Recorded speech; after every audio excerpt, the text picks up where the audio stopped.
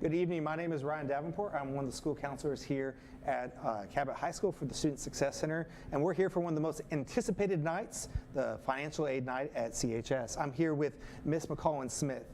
She has been with us for many years, and we're so excited to have her.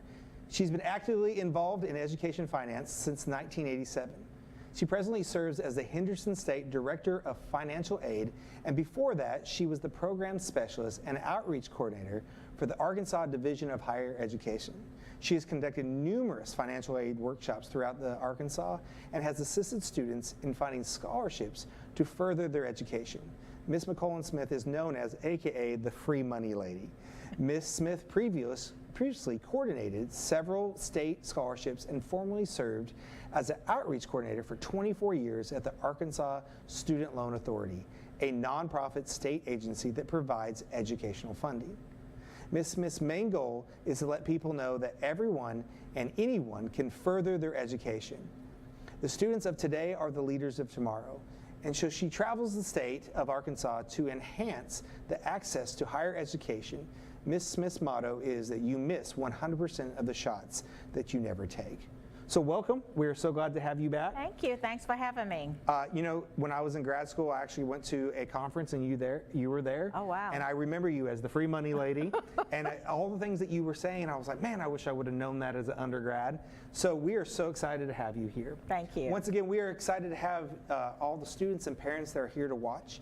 We are going to go over a lot of information. We're going to spend about an hour going to understand how to pay for college. It's going to be saved. We put a link in there of this how to pay for college. Now, I will tell you, we have 900 of these that were shipped to the school. We give these out like it's candy. This is the number one thing when a junior comes in and is like, I want to prepare for college. So if you have your students, send them to our office and we will give them one of these. Also, you can download it if you want to save a tree or two. But this is a really good guide, and we're going to go over this. And it's page 1, it'll go page 2, and we'll go through this. Really good information in there. There's places to put your password, because we all forget our passwords. Right. There's checklists for your sophomore, junior, senior year. There's scholarship links in here. So much information, and this is what we're going to use today. And so we are excited to talk about this process. We know it can be kind of scary. FAFSA scares people. They're like, what is the FAFSA? And so we're going to kind of break a little bit of the financial aid process. We're going to talk about loans tonight. Okay. We're going to talk about the different types of loans and a lot of different questions. Feel free to put your question in the comment section. Ms. Snyder, one of our other counselors, she is being our comment DJ, and she's going to be feeding those on to me. And so we're going to be able to answer your question live. So just make sure that if you just put it right in the comment box. So we're going to start. As students get ready to apply for financial aid, okay, what do we need to know? Well, actually the students need to know that they have to communicate with their parents at this time. One of the main applications that we encourage all students to complete is the free application for federal student aid. And at that point, that's when students and parents have to sit down together, bond together, and actually complete this application. There is a section for the student and a section for the parent, so that's important. A lot of times we see, and parents, we know that you want to make sure your student, maybe they're not really good at getting things done, but don't do it yourself. You have to teach them some responsibility. Also, like last year, we had a couple times the students like, I know we filled out the FAFSA, and when we started doing some research, the parent actually signed up for themselves and not for the student. And so that's something that you got to make sure that you're not signing up for the FAFSA for yourself. That's correct. That will happen and has happened, and that's a major mistake. And I know parents, you might be tired, had a long day at work, and you come home and you know you got to fill that out. And the first thing you see is name, and you just write your name. So that's why it's always good to have your student there with you, and y'all just fill it out together. All right. So one of the probably like something that's not true that I hear a lot is, well, we know we're not going to qualify for any financial aid, so do we even need to fill out the FAFSA? Well, you won't know unless you fill out that FAFSA. So we encourage our students to fill the FAFSA out, even if you think you won't qualify. Now, there are some major scholarships that require you to complete that FAFSA. Also, institutional scholarships and state scholarships require you to have the FAFSA completed in order to receive their scholarship. So it's always good to go ahead and complete that FAFSA. do we have to fill out the FAFSA every year? You do have to fill it out every year that your student is in college. So students, every time you continue on to that next year, you got to complete that FAFSA. Parents, you also have to complete it each year that your child is in school. And so, as we see on page 1, what do we need? We need to make sure you know your Social Security number, have your federal income taxes from the year before. That's 2 Right, years. 2 years before. 2 years. I always mess that one up the year before. Bank statements, make sure you have all your records that you need. And then most importantly is you'll have to go to studentaid.gov and get a FAFSA ID. That's right. One for the parent, only needs to be one parent, right? Only one parent has to have it. And then one for the student. And this will follow you throughout the whole college career. Now, also understanding that for the FAFSA, there are certain career and technical schools that will need you to fill out the FAFSA as well. So this is not just for a 2-year institution or a 4-year. It can also be for trade schools and vocational schools. And so once you get this process, then we're going to kind of look at what does the financial aid process look like. So if you're following us, that's pages 2 and 3. And so there's a lot of different steps on the financial aid process. We have 1, 2, 3, 4, 5, 6, maybe 7, 8. I don't know. So what kind of like, if we're going to start with the ID, kind of walk us through step 1 and going to let's say step 6. That's what the book says. Right. As you mentioned, step 1, get the ID. So parents, you would need to go on, only one parent have to and get the ID, and then the student have to have an ID. Actually, this is your signature on the application. So that's why it's important for the student to have an ID and the one parent has to have one. Okay. Then we complete the application process, and there is some really good stuff about that is it's pretty self-explanatory, and if you're worried about the tax part, it has a link to it that will go directly to the IRS, and the Right. IRS will actually pull that, if you file, it will actually pull that information for you. Right, that is called a data retrieval tool. So Yes. once you're completing the application and you get to the part where you have to put in your taxes, now keep in mind you have to have your taxes filed, and it's always 2 years prior to when the student will begin college. So if you have a high school senior that's graduating in 2023, then you would need your 2021 taxes. And when you get to the tax information and you click on data retrieval, it will take you to the IRS site, and it's going to pull your tax information in and populate it right onto the FAFSA. Then once you finish this, they will send a report to you, usually an email or a report, and it's called the Student Aid Report, and that's usually going to tell you if you qualify for federal grants or what That's type of right. loans, and we'll go deeper into that. Sure. So you'll have that, and you'll review that, and then step 4 is submitting that paperwork that's requested by the university or the school's financial aid office in a timely manner. Timely manner. Explain that a little bit, because you work in a financial aid office. Why is it important on a timely manner? Well, it is required that each state has a certain percentage of students that will be selected. It's just not the institution. It's from filling out that FAFSA. They will select a certain percentage as what they call for verification. So if you are selected for verification, you will receive an email from the institution, and it will let you know exactly what documents that you would need to submit in. They just want to confirm some of the information that you inputted onto your FAFSA. It's nothing that you did wrong, it's just they need to verify some things just to confirm it. And like I say, it's just a certain percentage. We as I meant the schools, the institution do not select those students for verification. We just have to follow through and let you know what you need to submit in. All right, and we'll have some questions coming up, but then finally we'll review your aid. The Sure. school will send you an email. Will tell you it'll probably be on your portal. Now, this is one thing I kind of realize is students will call me even during the summer. They'll send me an email and they're kind of confused on things. The number one thing, you have your recruitment, your recruitment person that's helping you get into the admissions, but you also have a financial aid counselor. That's correct. And that's something you deal with a lot. Why is it so important to make sure that you, A, know who your counselor is, and why is it important to ask a lot of questions? It's very important to ask questions and communicate with your financial aid counselor. If you have any questions, that's what the financial aid office is there for. We work with this financial aid daily, so we are aware as to what's going on, what you need, how to complete different documentation, where to submit this, how to apply for everything. So it's always good to communicate with your financial aid counselor. All right, so we got a lot of questions kind of coming up about one of the questions that we just recently got was, what if we make less now than we did 2 years ago? Okay, that's a very good question. And it happens.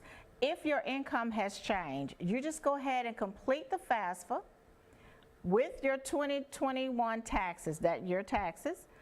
Whatever you put on those taxes, that's what needs to go into the FAFSA. But you need to communicate with the financial aid office and let them know that you have an unusual circumstance. And then they will guide you through what you would need to do or submit in to make adjustments onto your FAFSA.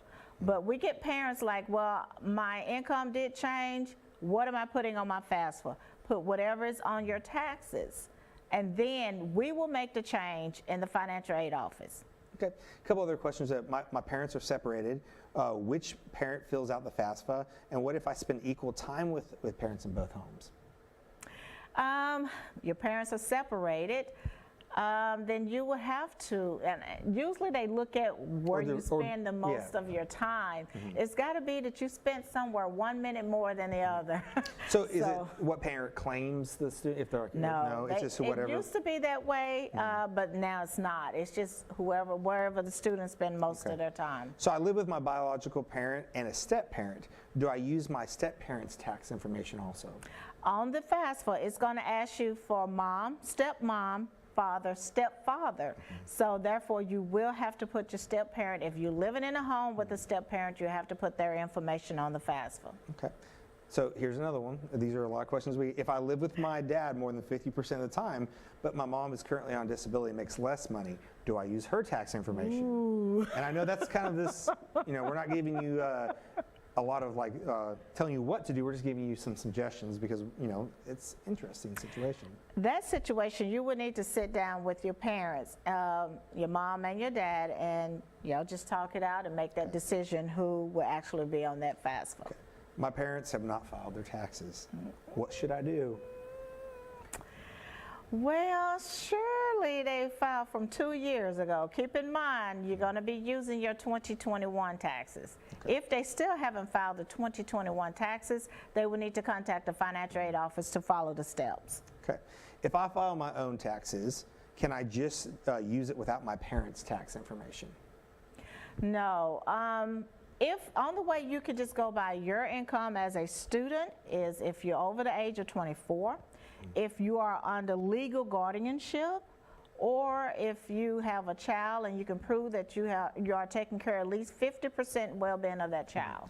And so I think one of the examples that we used, we had a young man that was court ordered. His grandparents were watching him, and he ended up realizing that he could file independently because there was a court order. I think, does foster children work for that as well? It does. Foster children do work the same way. So if they have that legal guardianship, which means it's court ordered, then they will just go off the student information. Okay. Can any student qualify for work studies, or is it need-based? What is the work study? Work study is great. Once you complete the FAFSA, they will determine if you qualify for work study. If you qualify for work study, I suggest that you contact the institution, let them know that you qualify for work study. Reason why, there's a certain amount of money that each institution receives for work study. So they're limited on how many students they can have into work study. So you will want to get that information into the financial aid office as soon as you can. Now, we found out that many students are confused about which federal aid programs are available to them. We talked a little bit about that work study. And so on 4 and 5, if you guys look at that, and when you open this book, it kind of talks about the different federal aid programs. Can we kind of go over that and then kind of talk about the difference between the different federal loans and stuff like that? Let's kind of clear that up, and then I'm sure we'll have questions about that. You got the Pell Grant, which again, everything that we're getting ready to cover over, you have to complete the FAFSA, and they will determine which ones you qualify for and how much you qualify. Pell Grant right now, the max is $6,895. That's up to. So it depends on everything that they're looking at on the FAFSA as to how much you will be receiving. They also have the Teach Grant, so if you're looking at going into education, for secondary or even elementary, then you might want to look and see if you qualify for the Teach Grant. Talk to the institution that you plan to attend, because every institution may not participate in the Teach Grant. You have the Iraq Afghanistan Grant. So if you have anyone that was killed in action during the Iraq and Afghanistan, then you can probably qualify for that part of that scholarship. And you also have the campus-based program, which is the FSELG, which is the Federal Supplemental Education Opportunity Grant. That is also determined by how much funding is given to the institution. And they will determine that by looking at different aspects. You will have to talk to the financial aid office. They will let you know how you will qualify for the FSCLG. And we kind of went over the work study already. Just make sure, in that work study, you're going to be working on campus. You're going to be getting a check. So you're making your money. So you might want to, if you owe the school, you might want to pay them out of that work study check so you won't have to pay later. And now we come to the loans. The loans. And the loans can be confusing and can be stressful. And so we have a couple different loans. We have the direct Stafford loan.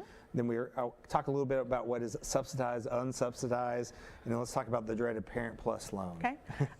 Just keep in mind, whenever it says loans, that means you have to pay it back. You're paying it back with interest. So keep that in mind when you're getting ready to borrow money for the direct loans. Under the direct loans, you have the subsidized loan, you have the unsubsidized loan.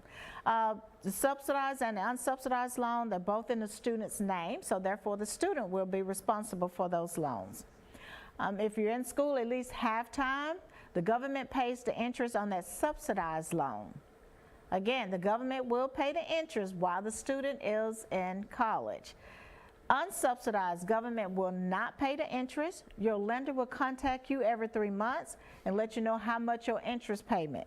If you do not make that interest payment, then it will cap into your principal, then it accrue interest all over again. So that's important to know the difference between the two, between the subsidized and the unsubsidized.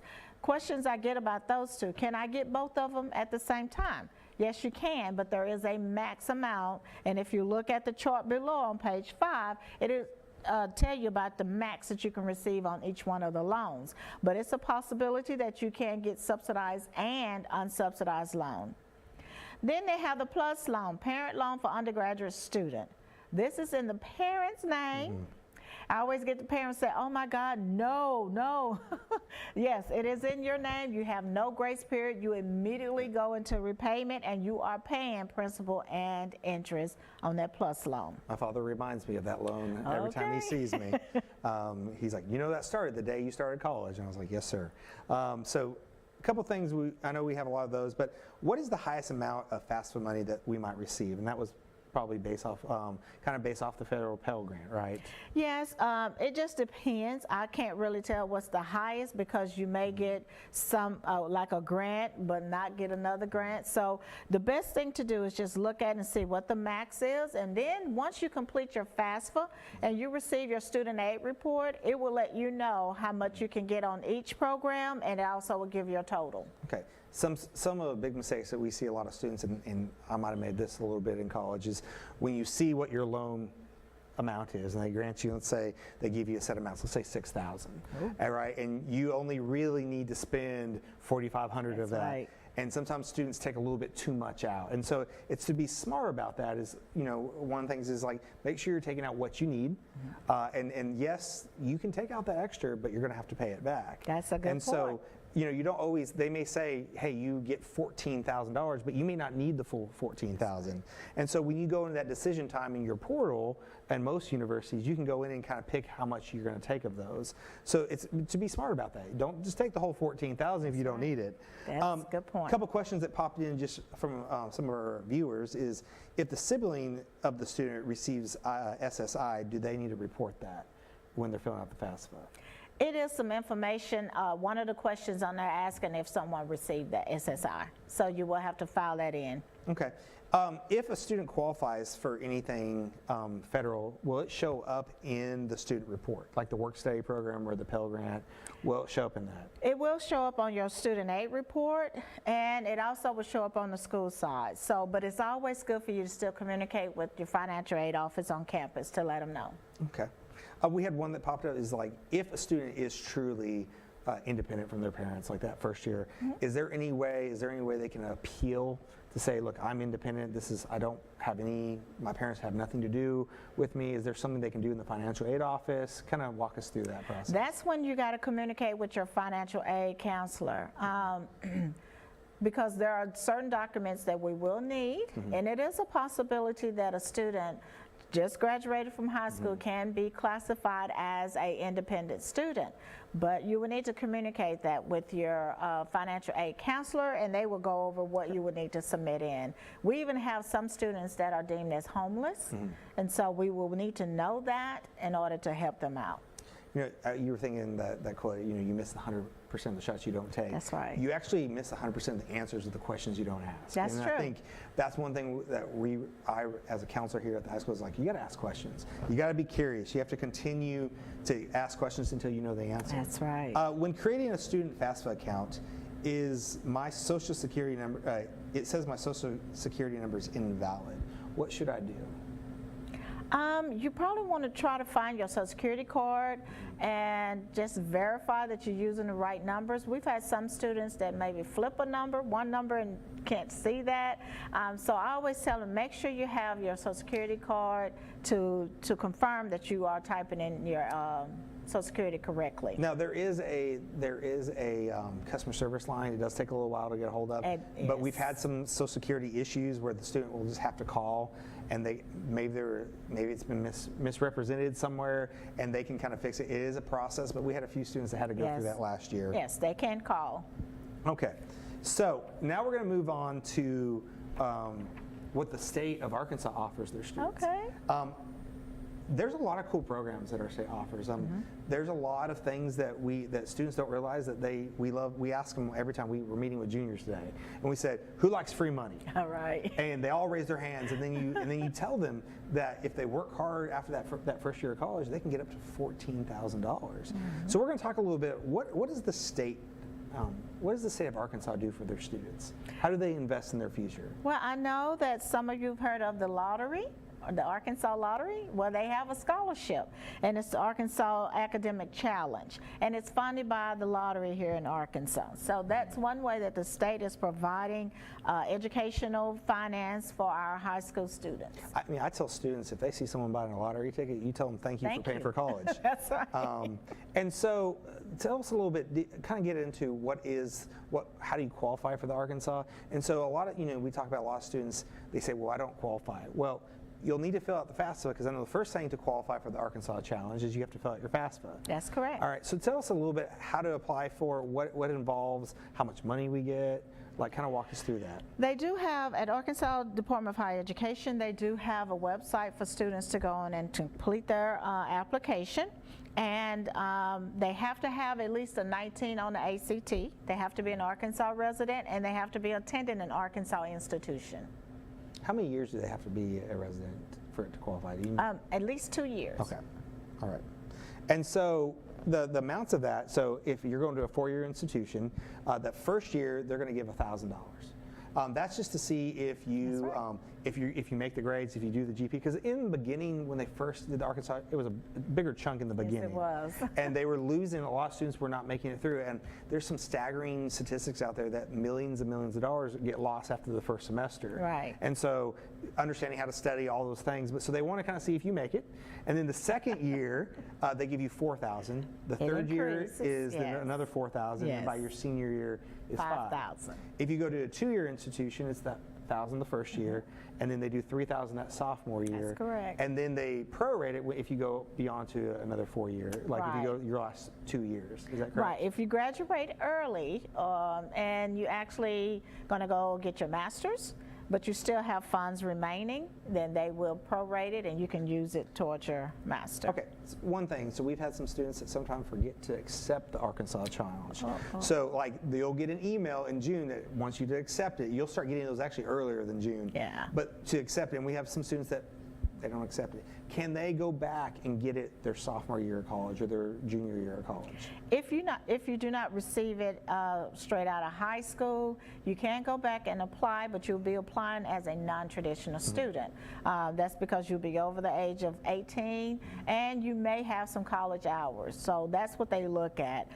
So you can apply and you'll be classified as a non-traditional student. On that non-traditional student, there is a certain amount of money that they can spend. So you might want to try to get it that senior year in high school. And they have some other additional programs like the Governor Distinguished Scholarship Program. That's a pretty big, hefty one. Tell us a little bit about that one. The Governor Distinguished, you have to have a higher ACT, which is a 32 on the ACT, and that's something that you might want to focus on trying to reach that, set that as a goal. If you actually meet that, then you want to go to the website and actually apply for the Governor Distinguished.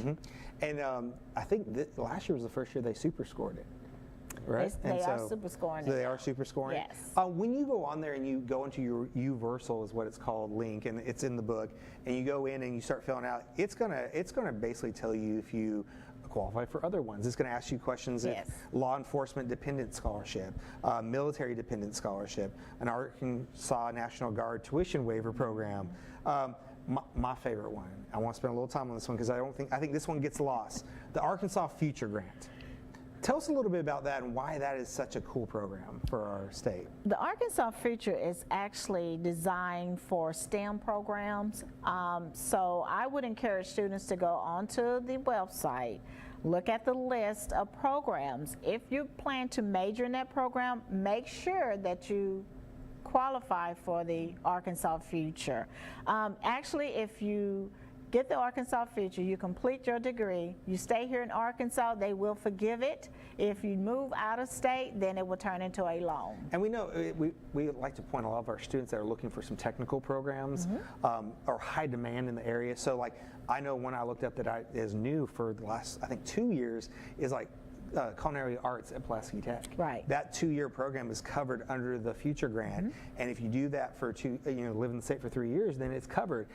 Vet Tech is on there, and different programs, different automotive, and so it's really also programs for certifications. That's correct. So if you're not really looking to do the 4-year, and there's something that you're really interested in, we have that list in our office. We can also, it's on the website. There are so many programs, a lot of the 2-year and the 4-year institutions. So this is one that I call it the flip side of the Arkansas Challenge. It's like for those students that are wanting to do a technical program and they're not sure how they're going to pay for it, there's so many programs that the state offer, and it's also the high demand jobs. So like I made a student's day today when I told him about the Pulaski Tech and the culinary arts, because that's what he wants to do, and he's like, I don't have to pay for it. And so he was so excited, but I was like, are you going to stay in the state for 3 years? That's right. Because it's the Future Grant. They're investing in the future of Arkansas. That's correct. Now, last year we had a couple issues with this workforce challenge part. A lot of students qualified for that. Now, what was happening, I don't know if you knew this, that if they accepted the workforce challenge, it negated the Arkansas Challenge, and it also negated the governor's program. And so when it pops up and they start awarding this to students, they need to be very careful of what they're selecting. That's right. So walk us through the Workforce Challenge and what is it? Workforce Challenge is basically if you're trying to go get a certificate. Let's say if you're going in welding or truck driving or beauty school, something like that, that's when they can go for the Workforce Challenge. That's why if you go online and you qualify and then you accept it, that's why it's gonna push the other ones out of the way, because the other ones are for degrees. This one is for a certificate. So students, if you are lucky enough to be selected for the Governor's Distinguished, select that one first. Do not, because I had to email the Department of Education multiple times last year and say, can you please back out this person, because they're like, they were having a meltdown because they're like, I'm not giving the Governor's, and so we weren't really sure what was happening. So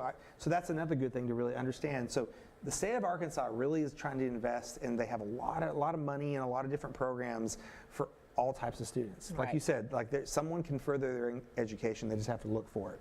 A couple questions that just popped in. We talked about the amounts of the lottery scholarship. Are there any scholarships out there for single parent, like for kids that come from single parents? That from the state or anything? For kids, I'm not sure of that, but I do encourage students, just because I don't know don't mean it's not there. So Google I encourage you to Google. Now, one thing is you may Google and you may find a website that wants to charge you to find Don't scholarships. pay. Don't pay. Don't Google is the best. There, and then on the back of this book, there are, and we'll go over this, there are some links. I think FastWeb is a really good one that can help find money. There are scholarships for everything. There are a lot out there, but some of them are not easy to get, and some of them are national. Like there's a one that I have students apply for. It's the Coca-Cola one. I don't think I've had a student yet get it, but they're going to try. We're going to keep trying. We're going to keep trying for it. All right. So every year we have students that struggle with understanding the applying for the Arkansas Challenge scholarship, and we kind of went through that. And so there will be a site that the state has called Uversal, right? Is that what it's called? Well, they just changed it. They changed it. Oh, did they really? I think it went live this week, Monday, actually. It's called SAMS now, SAMS. SAMS. And I believe the website is sams.adhe.edu. Okay. Well, we did not know that, so I've learned found out today. I've learned something today. And that opened up October 1st as well, and that's how we're gonna. So that is a new website. I don't know if it's even in this book yet. I don't think so. So yes, if you're on the website, the AD, we can look that up. That's probably good because there was some last year. There was a couple of glitches about if you were a student of Arkansas, so we don't even have to talk about that part. We talked about the additional state programs. One I wanted to focus is I know that the state teacher education program, a lot of even some of our surrounding states are offering programs that entice students to go into teaching. And so walk us through that one real quick. It's known as the STEP program. The STEP program is actually for current teachers. If you're teaching in a shortage area, which is a subject or location, then you may qualify for the STEP. So if you have any federal student loans and you're teaching in a shortage area, then you might want to contact ADHE to get that application submitted in, and they will pay a certain amount towards your loan. I think it's $3,000 for the first year, and then if you are a minority, it's additional $1,000, which is $4,000. So obviously in our intro, we've talked about you've been doing this for many years. Oh, yes. So as your time, what are some of the most common mistakes you have seen as the free money lady? That's a good question. I mentioned earlier about parents putting their name on the application. I know when I used to work at ADHE, we ran into that quite a bit. Parents will have their name on the application, and that means the parent is going to get the scholarship if they go to school. So, and that was the hard part, is going in and changing that out. So that's one of the main things that we see often, is just putting the wrong name. We also run into where students, let's say their name is Jonathan, but they go by Joe. Their friends only know him as Joe. Well, they put Joe on their applications. Well, especially on that FAFSA, it's not going to match up with your Social Security number. So you want to use your Social Security card, whatever name is on that card, that's what you want to fill it out on the applications. Right. And there's just like a lot of information, a lot of different things. And so one thing we really like about this book is that there are checklists. Checklists for freshman year. There are checklists for your sophomore and junior year. And the senior year, that's a really good time. And so we talk about like how do we get all this money for school. And so I think one thing that we've been stressing to our sophomores, our juniors, and seniors is first, your GPA is important. And very important. We have some students, like to get the governors, you have to have a 3.5. That's right. I had a young man that got a 34 on his ACT, but he had a 3.4999999. Oh. And so he missed out on the governors because of that one. And he could have gone back, but he just wasn't. He didn't know. He didn't see the importance. And so it's really important. ACT score is important for those freshman, first-year scholarships. Are you seeing more scholarships that are going test option, or are they still using ACT as a kind of a? Still, most of them are still using ACT. Now, one thing about the state programs, if you don't meet the ACT, you can take the AccuPlacer. Yes. And so good, I'm glad you brought that up. So there is something called the AccuPlacer that a lot of the two-year universities use. We actually at Cabot High School offer it about 3 to 4 times a year, but also you can sign up for like an ASUBB anytime for it. Sure. And that actually will also help you if you're struggling getting that 19. The AccuPlacer we found for some students can be a little bit easier for them to do. What are any other mistakes that you've seen? Just students are not looking for scholarships. And then we have students that will drop out of college like the second week in college, and because they see that they think they don't have enough money. But let me encourage you, if you're thinking about dropping out because of finance, please visit the financial aid office. That way you can actually see if you qualify for any other aid that you may not know about, or the institution may have a foundation that would be willing to help you to pay for your bills. So always communicate with the financial aid office if it have anything to do with finance. Okay. We had another question pop in, is like, my 18-year-old wants to apply for a student loan. Can they take out that loan without a cosigner? If so, are there limitations? Is there a maximum amount? Is that something that's even possible? If you're going to get the subsidized or the unsubsidized loan in the student's name, they do not do credit check on that. Okay. So they don't need a cosigner, they won't need an endorser or anything on that one. So when it comes to like in-state, and this is a question that we got, is that we have, we live in a military community.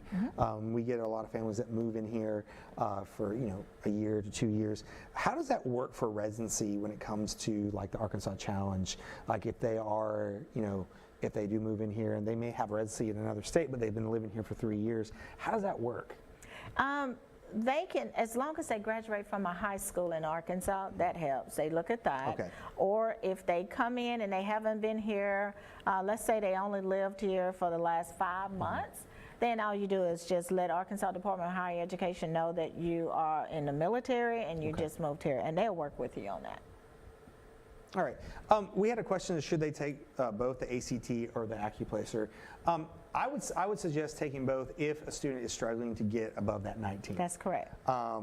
If a student is doing really in that 25, 26 range, 27, probably the Accuplacer, it may not be needed. But it's that students that I have students all the time that have really good GPAs, but for some reason that the anxiety of taking That's the test, right. and the Accuplacer we've seen kind of help them because there's no time. No time. No time limit. And so that is one thing that we suggest. We are coming closer to the end of our night, and so if you do have any questions, please. I hear Ms. Snyder over just typing away, so just send her any questions. But on this book, once again, there's personal information where you can actually put all your passwords in there. It's going to give you a lot of. Tell us a little bit about the Arkansas Student Loan Authority and kind of how they serve Arkansas. Yes, Arkansas Student Loan Authority actually help with the student loans, but what I really like, they also help you find scholarship. They have a scholarship that you can go on their website and you can apply for, and they also have a free scholarship engine called Fund My Future. So you can go to fundmyfuture.info and you can go through and apply for any scholarships. So they're trying to also enhance finance for students to further their education. And so we got a question about, are there any local scholarships and where do I find those? And I can answer that one. Okay. And so there, we send out a Counselor Corner email all the time. We put a lot of local scholarships in there. Our website in the Student Success Center, there is a local scholarship page where we list every month the due dates, the deadlines. Also, the teachers of Cabot, a lot of them put a donation out of their paycheck into a local scholarship fund. Oh, wow. And so that's just, and then a lot of like local businesses and people just of the community, they pour into it. So there's this big local scholarship, and we have that. Ms. Snyder, when is that? Usually that opens up in December. The first Friday in December. The first Friday in December, and it closes sometime in January. Yes. And so there, we'll put out an announcement. We'll send you, check your email. That's a big thing I've been saying all day. Check your email. That's right. We'll send out the application. You fill it out. There's an essay. You will turn that into the counseling center. And then there's a committee that goes over these local scholarships. And they give out over $100,000 of scholarships. And it may just be a 1-year scholarship. Some are 2. But what happens a lot of times is students don't check their email, they don't fill that out, they're not looking for, they're not seeing the scholarships, because I get emails all the time with scholarships, and we blast it out to our seniors, and so make sure you're checking your email. But we do have a lot of local scholarships that you can be found on our page. You can also come talk to us as counselors, and we will send you as many links as we can. I do FastWeb. I go in there and create a personal search for the student, and then I'll forward that to them, and it actually will base off scholarships depending on the college you're going to. One thing that I was just thinking of is that every time I go and do a college tour, I hear that foundational scholarships go unused. So walk us through what is a foundational at most universities, and why are they being unused? Well, first of all, most of the institutions do have a foundation on campus, and again, that is to help students if they have an outstanding bill that they can't pay, or if they just need some finance to live from day to day. So that's another reason you need to communicate with your financial aid counselor, because the counselor will be able to communicate with the foundation or direct you where the foundation is. Now, I've talked to some students who are like, man, I just didn't get enough loans, or not loans, enough student scholarship that freshman year. Are there at different universities and even at your university scholarships you get for your major? Like if you're a really outstanding student. So walk us kind of through that. Are there scholarships like that? Sure. There are scholarships while you're in college, because at that point you're finding that donors really don't mind paying it because they know that you're in college, especially when you become a college junior and you are really focusing on your major at that point. So it's always good to look for scholarship according to your major. Okay. And they did update the book. So on the back page, on the personal information log, it does have the sams.adhe.edu. And so as we finish our night up, we understand this can be overwhelming. So I think that's why the Loan Authority can't help come up with this book and the ADH, because I go to this all the time. But also, once again, ask questions. The financial aid office, the loan counselors, all the different offices, they're there to help, and we're here to help as much as we can. Every year we have students that and parents that we'll schedule appointments with, that we will walk as best as we can. Now, I am not an accountant. I am not a tax expert. If I don't know the answer, I'm probably emailing you. That happens a lot. Like I'll send you a text or email, and you're like, well, here's the answer, and you should know this by now. No, I don't. But we want to help students be as financially as possible. And so one thing that we're going to ask you to do is, if you have a question, please reach out to your counselor. Be patient. Give us a few days to research the information and get that for you. Ms. Thayer, do we have any more questions? Are we about to? Not at this point. So one thing I said is don't be scared. Send your student. Come get this book. We have tons of them. In the month of October, we'll be to sign up for college. What are your next step days that we'll be having at Cabot High School? And so we will be having students at lunch handing out these books, having little workshops at lunch where they can sign up for what their next steps to learn more about scholarships. We have a college day that's coming up in a couple weeks. Check your email. Check the Counselor Corner. Before we end tonight, is there any last words of wisdom you would like to leave the students at Cabot High School with? Just kind of want to go over a couple of things that we have talked about, just to make sure that the students and the parents actually understand. It's good to complete that free application for federal student aid, which we know it as FAFSA. The application will open October the 1st, so you will always complete that the first time your senior year in high school of October the 1st. So you have from October the 1st until June the 1st, but always check with other scholarships, because as we mentioned, a lot of scholarships require you to have that FAFSA completed, and there is a deadline date that is going on with that scholarship. So you want to have it completed by that deadline date to complete that scholarship and apply for it. Also, keep in mind, get your username and password for the FAFSA. Student has to have a username, password. One parent has to have a username and password. Students, do not share your password with anyone. That's illegal, so you want to keep that to yourself. Again, that's your signature on the application. So just keep in mind about that FAFSA. If you have any questions, always call an institution at the financial aid office. Everyone will be able to help you in the financial aid office.